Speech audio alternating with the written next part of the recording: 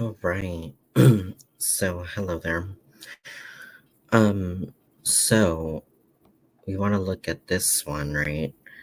Now, I am going to say one of the best ways to do this one is by L'Hopital's rule. To be honest, if you do it by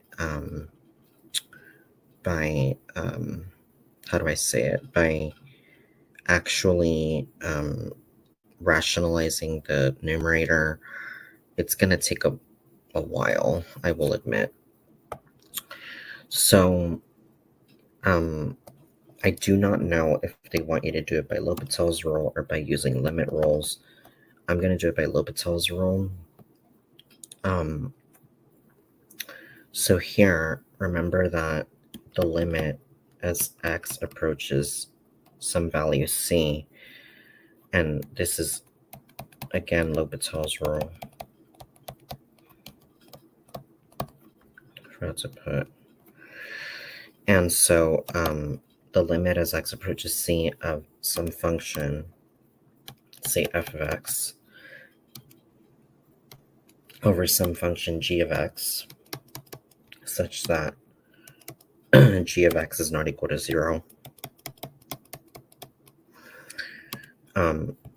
This is equal to the limit as x approaches c of f prime of x over g prime of x, okay? So we need to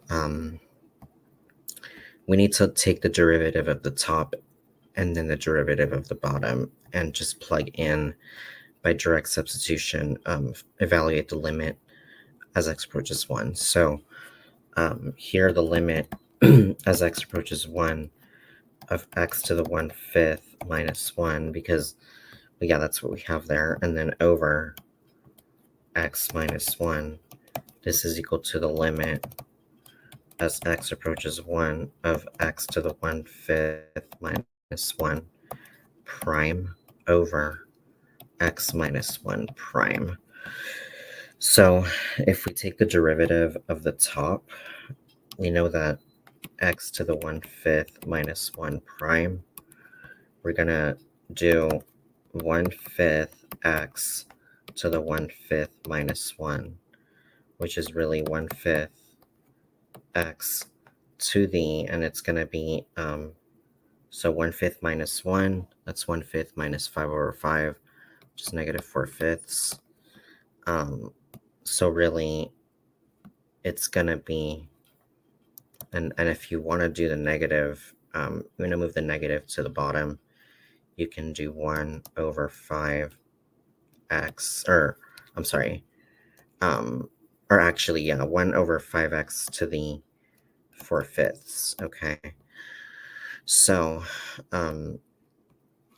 really what this is going to be is 1 over 5x to the 4/5, and then, of course, minus 0, because the minus 1 prime is 1 over 5x to the 4/5 minus 0, because you have to take the derivative of both of these, right? And the derivative of negative 1 is 0 because of that constant rule.